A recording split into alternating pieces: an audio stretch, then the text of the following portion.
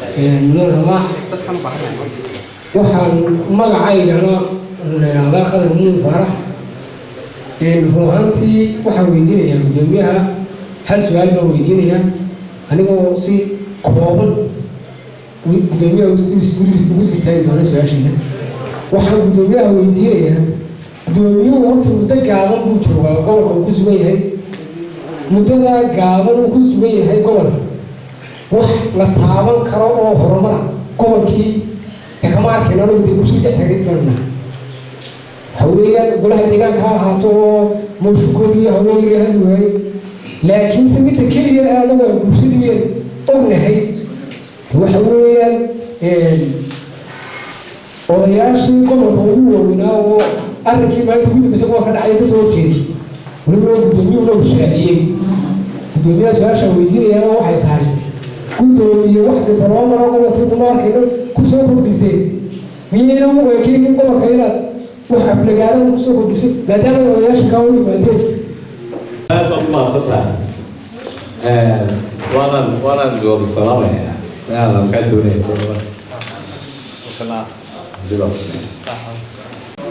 waad ogtihiinoo tuulooyinkeena waxaa ka wada maayaraame maayaradii markii dambe la magacaabay inta badan odaygii tuuladuba isu bedelay inuu ka noqdo maayarku ka noqdo odaygaa tuulada dabeedna haddii aanu helin indhahaga runtii odayaashu waxaynu ku caalamaanay dad dhaqanla baynu nahay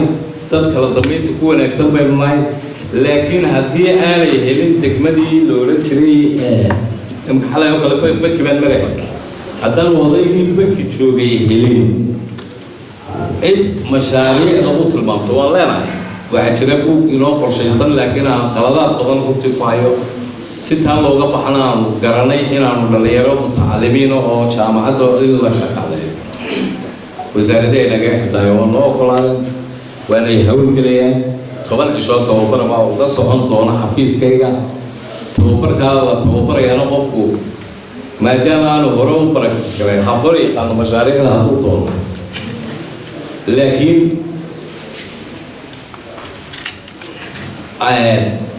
in ay degmooyinkan aynu ka soo jeedo dadkanu ogtiin boqolkiiba iminka inkastaynu magaalooyinka ku soo badanayno waxay u badan yihiin miyada iyo tuulooyinka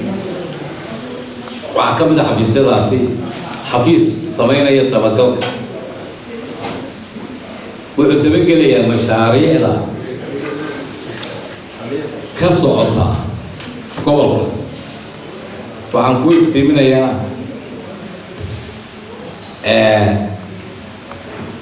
marka aan mashaariicda leeyahay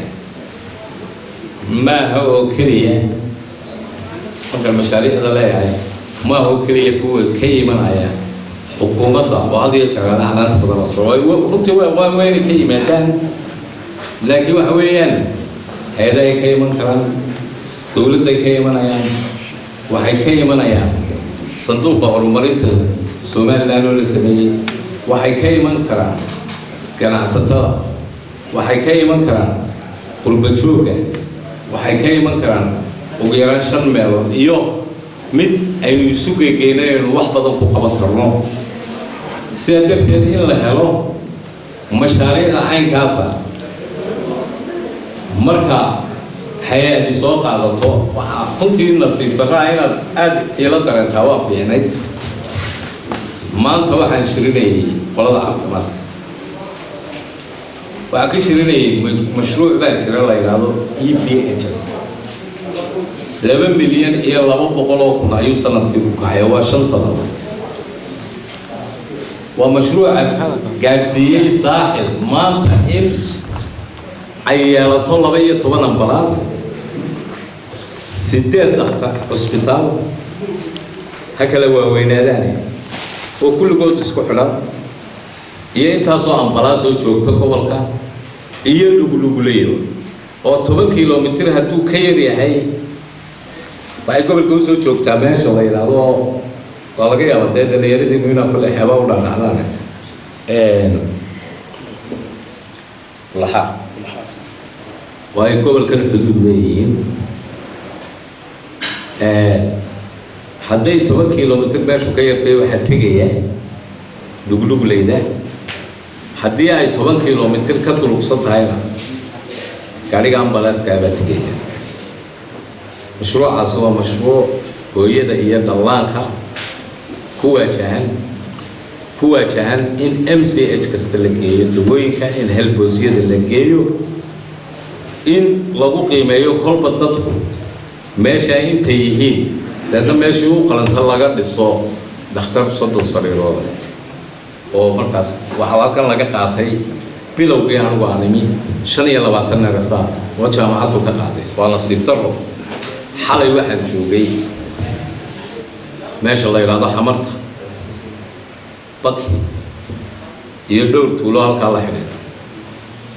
anigu xogagaal ayaa waxaan weydiiyey in dawooyinkii la keenay xabad looma geeyo bishii 2 jeer in loo geeyo dawooyinkii ay u baahnayeen dadku ayaa ku jirta mashruuca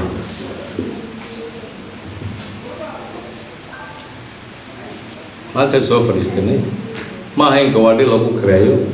ma ahayn la yiraahdo qof ka soo jeeda gobolka ayaa kuwa fulina waa laga yaabaa raggiina inay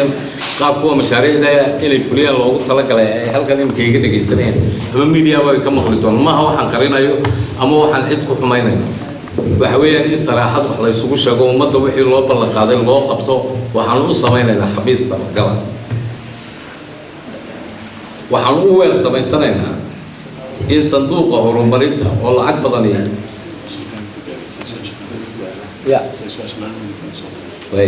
marka waxyaabaha iyo kuwa lamida kaga baxaya waayo ma yahay caawateena anigu lidiin hadlo laakiin saaxiib waxa kaga jawaabaya odayaashana heshiis baan nahay qorshayaas aan gobolka madnimee la taaban karayaan imika ku shaqaynaynaa midhahoodina ay tahay taa shaqaalayntii xafiisyadii inaan dhisno boorama waad ogtahay 8 sannadood madaxweyne riyaada ka kulmiyana wuxuu haystay boorama inay wax walba dhismeen ilaa ma ay hadda gurigii ma dhisna martidu halka magaalooyinka iyo tuulooyinka ay ka wada dhisantay isagina waa dhisayna kuwana ku tirinaya uu ku jiraa insha Allah taala marka maalinta dambe ayaa waxa siinaan ku sheegaynay kalena ay ku kala bixi doonaan idinkuna baaritaan ku sameeyo waxaan idin sheegayno iyo qaar badan oo kale marka odayaasha heshiis baan awoodinaan online video gudoomiye gobolka awdal xubin afar degmo degmada Muhaya waxa jirta tuulo la Cabdigeedi anagu waan tagay waan ka tagay tuulada soo waxay ka mid tahay gobolka awdal mise waxay ka mid tahay Hargeysa su'aasha gudoomiye soo noqnoqdaa ka warreynay marka horana carabkan ugu degmada tuuladaas waxay ka mid tahay horta gobolka wixii qaladee jireen waa tuulooyinkii aan foodku ka dhahay tuulaa jira oo saaxil iyo awdal xuduud bay lahaayeen degmooyinka iyo gobolladu waxay ku salaysan yihiin xuduudkii hore waxaana aaminsanahay anigoo badha saabkiya horena saaxil ugu ahaayo inaan xuduud leenahay ogaa in dadkaasi xuquuqday leeyihiin loo furo oo meelaha laga footeeyo sanadkana ay ka dhici doonto diiwaangelintiina aanu geyn doonaa waan ku cadaynaya waxay ka mid tahay gobolka awdal bay oo ka mid ah dadka kulanti qaaday iyo waxaan jeclaan lahaa su'aalaha urkayga ku jirta inta badan dadka wiilaha urkayga ku jirta inaan beero weydiiyo waan jeclaan lahaa maadaama dad gudoomiye cawla fadhidan jaanso inaan ku weydiiyo gudoomiye waxaa jira buurahan baki buurta siimoodinayna waxaa laga badaa sidaan maqlayno macluumay ka badaa qolooyin shirkado Chinese waxaan arkaynay qolooyin deegaanka ama deegaanka ka soo jeeda oo inta badan ka cabanaya xataa shaqaalaheena lagama siiyo oo shaqaalaha xataa marka dadka meeshooda hawl laga qabanayo waxa xaq ay u leeyihiin dadku inay ka helaan shaqaalihi ama shaqaale hoosada ama shaqaalihi kala baahan in dadkaas ay ka waayeen shaqaalihi oo ay ka waayeen xuquuqdii ay lahaayeen iyadoo haddana deegaankoodii laga qabanayo hawshii oo macalintii laga qoray sidoo kale waxaan weyn gobolada bariga ee burciya markii shaqo soo saarista la bilaabay in xoogaa ka dhacday shaqaale dowladnimada ay ku jirto in daba soo saaray macalintii ku keena oo xaq loo leeyahay shaqo abuur badan loo helo maxaa xog oo ka haysaa buurta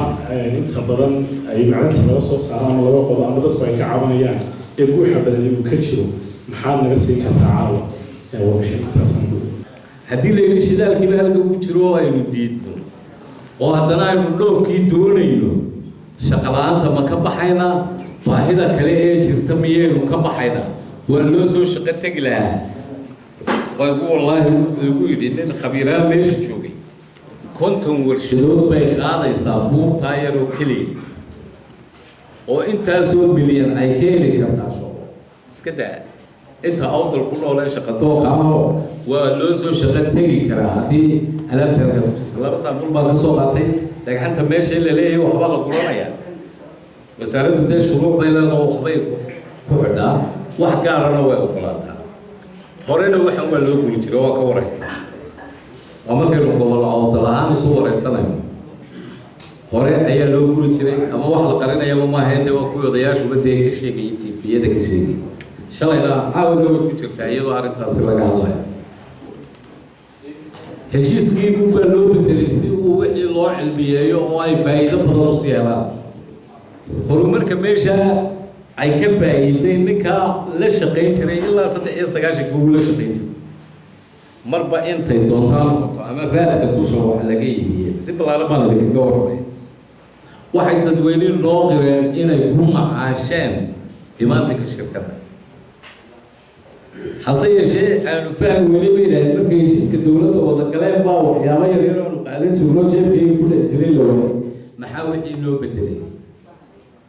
waxay idhahdeen lacag buu dhasiisii jiro alaabtaa doona buu looga jiray af soomaaligii buu bartay waa nin dadka ka mid ah ayuu noqday markaa Chinese la sheegay ma uu nagu yareeyo taamkii uu soo yareeyo maadaama isagana dee heshiisyo uu galay dowliya 2 bilood buu nooga dhigay leeyahay maalgelinteeda muu diidina karo waxaa laga qabtay dowladdu markay heshiisyada la gelaysay waxay noo ballan qaaday inay iskuulkii loo dhiso iyo MCH labadiiba shalay waa soo dhagaxday lacagtoodina waa la hayaa waa loo dhamaystirayaa tii shaqaalaha markii hore inay ka faa'iideen waxay loo sheegeen waddadaanu marnay oo dhow iyo ilaa 21 kilomitir ah oon ahayn meel bini aadamba u mari jiray daayeer mooyaane inuu sameeyey isaguna qarash garaynay waa faa'iidadaanu taaban karna bayna dhaqaalo badan baa laga soo galay bayna waa kale iminkana inaan wixii sii wadano ayuu baan doonaynaa wasaaraddii baa nala socotay wixii shuruuc kaga xidhnaa iyo qaabkay u mareeyeen iyo waxaa waa la isla dhameeyey cabatinkiina halkii baan kusoo afjarnay laakiin waxaa loo baahanyay mid guud ahaan inaynu fakirno oo ah war waxaan ilaahay nimcadan uu ina siiyey aabbayaasheen way ka gaajoodeen awowayaasheenna way ka gaajoodeen weliba dee reer saylaana oo badantii baan u malaynaya waa dhulkii xataaradu dee jiri jirtay laftigaygu saaxilba ku abtirsadaa berigii ingiriisku imanaya baa layidhi intaasaa ku yaro dheeraado ralayga ayaa ingiriiskaa saylac lagaga saxeexay baa layidhi ma soo degi kartid gabadhaada kuma dhali kartid gabadhaadu kuma dhali karto haddii aad gabadh yeelato aduu berberena sidii oo kale saambaaba lagaga qoray wargaalka waynaganu sii ordaynayn meeshiisa ku dhalee maxay odayaasha waxaa qorayay maxay fulinayeen ballan cid aan u danaynayn bay fulinayeen baa qabaan ballan lagaga tegay oo dowladii isbedbedelayay ama turkigii ha noqoto ama masaaridii ha noqotee ayuunbay fulinayeen aqoon ay lahaayeen nin ilin kama intaan roonayn soo ma haddee xaqiiqada marka lagu bal ka fikira waxa weeyaan ballan cid inagu xidhay un intaynu fulinayno waxaan nicmadan dhulkeenna taala inaynu ogolaano in la inoo soo saaro ma faa'iido inoo tahay mise khasaare dadkaasi way ogolaadeen mashruucaasi iminka daloolintii baa bilaabantay qalab wanaagsan buu keenay oo dadkana uu faa'iideynayo waxaan rajaynaynaa inuu noqdo mid lagu daydo boorame wax badan baa lagaga dayin jiray mashruuca laftigiisu inuu noqdo mid lagaga daydo oo goboladan kale ay runtii kaga daydaan dhammaan balan dadweynaha reer Soomaaliya waxaan ugu baaqilaa war meeshan tubana ubaynu gaajo ugu soo baqtinay bal inaga laftigeena hadii alfooyno kuweena yareeyaha alfadaane aan ogolaano in meesha laynoogu yimaado oo la soo saaro waxaan inaga badanay marka waxaan qabaa mashruucaasi inuu faa'iido yahay in dee aragtidoo keliya aad xitaa wax iska kaa bedelayaan markaad aragto qaabka loo shaqaynayo qaab khasaaro badan ka imanaya maaha waxa la burburinayo dusha waxa lagaga sameeyey iyo protectionka la galay waa ogtiino halkan qaar baa ka tacaadaynayo ilaa xashiishad baa meesha lagu beeraa wax kale laguma hayo waa hadal suuq maalintii xilmijta waa joogay maana ahayd guddoomiye horena aad baan isku dhex galno waxaan dhalinyartii waxoogaa isku fiicnaayeen baan ka mid ahaa laakiin maalintii kafta baa meesha ka dhaco wuxuu ku yidhi kuwa kugu soo horeeya waa kuwa wanaagsan maaha run ahaantii is-araggeena taas haddii u dhigtay laakiin su-aasha ku weydiinaya waxaa tahay guddoomiye horta Somaliland waanu dhex marnaa xagga Djibouti waa uga baxnay waana gaadhnay maxay ahayd garowe horta run ahaantii markaan xaggan uga baxayno wax dhiboo nagu haysaay dee ma jirto oo taraasidka burcumana ka baxno toos umaan u tagnaa wax jaakinkaada dee lagu samaynayo mooyaane wax lacag ama wax madax furasho ah oo laga qaadaya ma jirto waxay noqotay Djibouti xaggan waxay naga xiga waddan Soomaaliya lagu jaarnahay marka garowe waa waddan Soomaaliya jaarnahay kana waa Djibouti oo isna waa jaar baynu nahay marka micnaha su-aasha la socdaa ee u horreysay waxa weeyaan number 1 checkpointiga yaalla looga cadday waxa weeyaan qofka waxaa laga qaadaa $5 haddaad sii socoto iyo haddaad soo socoto qofka Somaliland yes Djibouti markaad ka baxaysa Somaliland tahay kaarka haddaad tusto haddaad ID card jaamacado tusto waxaa lagaa qaadayaa waxa weeyaan $5 haddaan ilaahay ka boqolna waxa weeye $10 weeyaan waa $30 weeyaan markaad xaggan u socoto waa intaas oo $10 laga qaadaya markaad xaggan u socotana ee Soomaaliya tagayso waxba lagama qaadayo marka tabuwada waxaan su'aal weydiinaa hore ma jiro su-aasha labada ku raacinaya waxa weeyaan maadaama aanan helin wax information laga basiiyo xukuumadda dhan ku dhex noolnahay inaad waxyaabaha laga wada hadlayo Soomaaliya iyo Somaliland ka wada hadlaan yaa waxaan media ka maqlayno mooyaane والله ما أدرك تقول شيء أنا هيك وحنا نقول لا information صح أو explanation كبحث. أنا ما قاعد أقول بالله وأنا نحن الأسنان. السؤال شو بسأله ده هي كويسين السؤال شو هو السؤال هو مشاريع ده المقبضة بالكنيسة أنت وليدين هذا. مشاريع أنت مقبضة بالكنيسة أنت وليدين هذا. هذا لبعض وسائل ده هم كنا إيكو وسائل ده نقول ما كرهان هاي بسيط بقول ما كرهان ما بحس منها وسائل ده هم هو ما كرهان وحب يجرب بريه هراء الدولة ده مركا يدا الاسم أهان قاركي إنه دكتور كشيء نقدر نشرح مدن دون يوحنا قلنا لها سبع سؤالات روكا قاعدة توه يسايو حويا سومالنا معناتها معدن الصوص أروح يوقف هاي بناتها شدال الصوص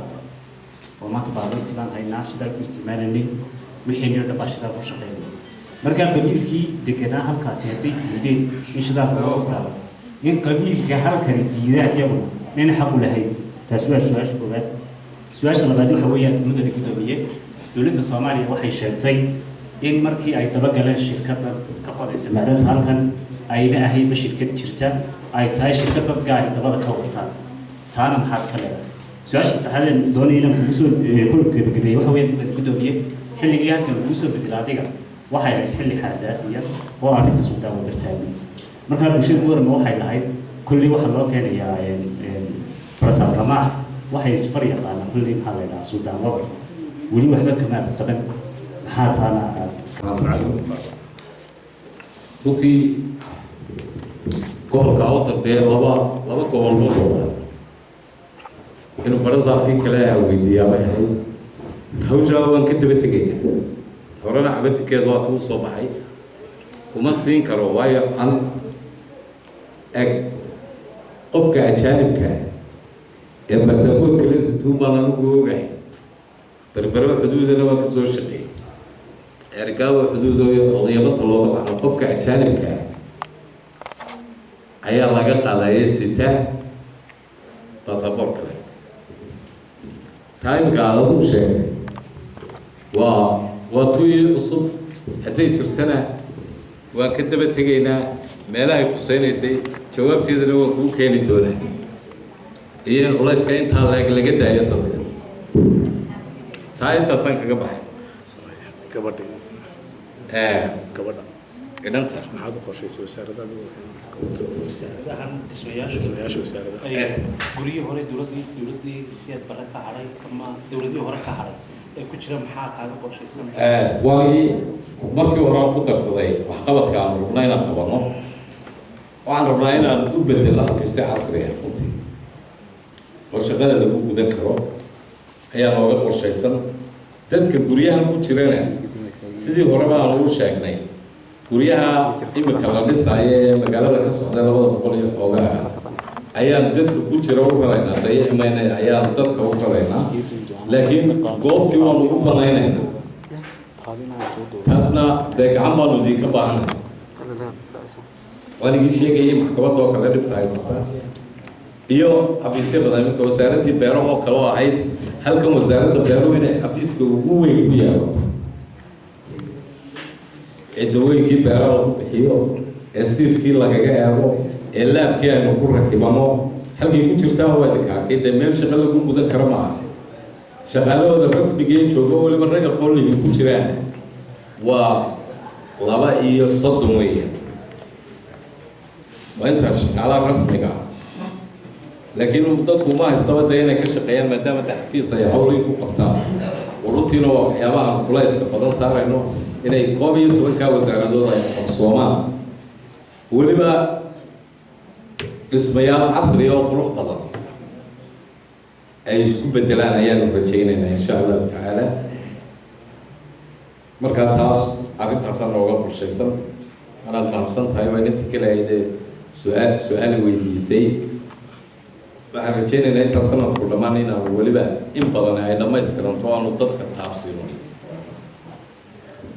jaamacba wuxuu ku leeyahay maadaama dadkaasi ay diideen in la qodo dhulkooda miyaan dadkan xaq u lahayn iyaguna wallahi waa nasiib daro jaamacow watanaan ka hadlayo waxaynu nahay sida waynu isku dayana waa nasiib daro runtii hadday diideen in lagagaba tegina dub bay u bilaabaysaa waa la bilaabaya maya waxa weeyaan dee duruufo kalaa jira oo marka shirkadi meel ka tagtay weliba shirkad weyn tahay haddana soo noqoshadeedu way sida wax loo dumiyaa way hawl yar tahay aynu u didalnaa shirkadaha laakiin sida haddana loo soo celiyaa howlgal badan bay runtii u baahan tahay marka waxa weeyaan go-aanka dowladdu inaan reerna lagaga ibadaysanna la soo saaraabaa waajiba waana la soo saaray waa lagu hawl jiraa qalabkeedina berdha berber u yaallaa waanay hawlgelayaan runtii dhaqdhaqaaqoodina uu bilaabay marka halkaad leedahay inay isku daydaan maaha runtii inay isku daydaan waa in la kala roonaa haddaan la kala roonaan waxaan xusuustaa aan magac dhabe aad u doonay isna ay soo maageen nin PhD holdera oo deegaankaa jeegaysa u dhashay oo weliba dadka u tili jireen ayaa maalin uu ka hadlayay tifiyada dee wax qarsoon ma ahayn walaal imika waa dad ugu wada noqon helade ayaa wuxuu yidhi reerka iyagu waa lama odhan karo waa reero buu yidhi dhulka intaa leeg baanu degnaa ummaddii oo dhan baa degtay dhulku sheeganayo maxay reer hebel gaar u leeyihin buu tv-ga kala waan waa kuwan ku leeyahay waa danaystayaal wixii ay soo barteenna carruurtiisa maraykan bay u joogtaa lacag buu iska qaataa caafimaad bilaasha buu haystaa inuu kuwan ku dulbalatiigaa ku doonaya oo uu ku goosto isagu dan shaksi uu leeyahay iyagana isaga dhigo inuu wax faa'iidayo muxuu ninka reer miyiga uga dhoofi jiray xeebeena waa laga dhoofi jiray waa taqaan soo maaha aynu carabta u tegayn soo maaha inaad wax soo kororsato marka waxa weeyaan markaad waxaaga la soo baxdo dee adaa lagu soo shaqo tegaya gurigaagii baa loogu soo shaqo tegaya marka inaad ku dayatay kii qaldanamaya ka toosan in lagu daydo waxaana filaya in reer boorame lagaga dayan doono waxaan ku ogaya inay bilaabmayso warshadii sibidhka in shirarkeeda gobolladoo dhambe ay wada leeyihiin maalin walba intay noo timaado waad ogtahay inay go-aanka cad ka qaadatay dowladdu laakiin meel walba haddana inta joogto unbaa u badsanaysa marka waxaan leeyahay gobolladaa weliba saddexdaasi gobol waa 3 gobol oo aad iyo aad u hodan ilaahay kadabaa lacagtaada ingiriiskaa la geynayaa ama aanu yidhi halkee la marinaya aniga lacagteeda halkana laygu xiray waaba laga xiray walaalkiiba wana qaar badan baynu u baahnay in dadka laga xiray wallaahi anu waa fikradeyda inaad ila qabtaan in kala mooye laakiin qaar badan baynu u baahannahay in waxaa ilaahay nimcadaa uu ina siiyey inaynu ka faa'iidaysano nimcadaa uu ina siiyey inaynu ka faa'iidaysano magaalaynu isugu wada nimi maalin walbana magaalooyinku way sii weynaanayaan waa inaan wixii magaalooyinka lagu noolaanaya dee la soo baxan soo maaha halkaa iminka shalayto dooxbaa waxaan ka tallaabay 3 jeer markale biyiisu ismay dhimin 3 waa kasii tallaabay 3 waa kasoo tallaabay haddaan weliba bahashii tagana waan ugu tegi lahaa isagoo sida webiga u soconaya miyaynu ka faa'iidaysana Soomaaliya inaynu ka faa'iidaysano yaa marka eeg dad waxaynu iska ahayn xoolo leeyahay xoolahana caano aad ku noolaatay iyo cadba waynu keenayn soo maaha xataa berigii hore dee anigu kolley waa idinka weynay aabbahay siduu ugu sheekeeyey kabaa iyagaa samaysan jiray iminka intaynu kab gashan lahayba dabadday ka wada timi soo maaha xoolihiina innagaa leh miyaynaan samaysan karin dawaaradan lagu talo inaynu madkino bahasho aynu soo saarnoba waa inaan halka ka shaqaysina waxaynu kaga baxaynaa dhibaatadan dowlad kaliya wax kama saari karto in la fakiro aynu maskaxdeena ka shaqayso inaynu abuurno sidii aynu shaqo abuur iyo wax soo saar u geli lahayn hadday beeraha tahay hadday macdanta tahay iyo hadday tahay waxaan imika aynu haysano ka faa'iidayskeeda suuqeena gal halka kuwa kabaha dhaqankeena atolaa iyagaa ugu meel ma beentayba magaalo walbana waa caynka hadda maaskii waynu haysanaa dawaarkiina waynu heli karnaa khadkana riwaanaynu rijiyen karnaa soo maaha marka ayaga inaynu maskaxdeena ka shaqaysa inaynu wax soo saarnaa ayaa waajiba qofkuna markuu wax la soo baxo ayuu wax noqdaa shaqana waynu abuuri karnaa laakiin waxayna baa leelanaasiyey waxaan aada ugu farxayay gabadh magaalada degan baa waxa ii keentay quraarada malab ku jiro waxay tiri malabka waxaan ka sameeyay xabab waa ogtiinoo iminku isku wada tayrda shalay gaari baa halkaa ku dhaco malaa 2,000 oo xabadood baayo wadnaga socday mee baalka waa iga socday de waxaan ku cuni karaynaa wax yar bay noqday waa inuu daayar kuu gurtaa bay noqday inaan ka fikirno sidii looga dhigi lahaa wax kale ama sharaab aynu uga dhigan lahayn aynu u qasaxdayn lahayn ama u baakidayn lahayn baakidada yarar baa lagu guraayo idinkaa wax u bartay dadkii soo maaha marka waxaa leeyahay inaynu wax soo saarna waa inugu waajib markaasun baanaynu gaari karnaa horumarka inaynu xumaanta iskaga dayna maayo waynu wanaagga aynu iskaga dayna ilaahay inaynu uga dhigo gobolka ka wanaagga lagaga daydo wax badan oo wanaagsan oo horu qabto wabar suldaan wabar maxaad ka qabatay weli xaaladiisa waxaad ka hadashay shirkadda macalinta ha taas waa anigii kuu sheego waxaan ku idhi ninkani waa nin Chinese of Soomaaliga kaa badaya ibane way diiwaan gashan tahay soomaad garan laakiin dee tartan baa jira ninkani laf loo waa dhagax buu soo maray dadka dhagaxu ka iibsan jiray boorama imika haddaad dhex gasho way wada garanayaan odayaashu aabbaha haddaad weydiiso inuu gartaaba laga yaabo kuma siduu ugu jawaabo waaba la saaxiibe maalintii dhawaad markii ciidanku soo galay uu ka tegay soo maad maqleen markii ciidanku yimi buu yidhi dadka isku kaaya diraya ciidanku ka baxay waa xaqiiqada jirtaan kuu sheegay ma aha nin ay dadka isku xun yihiin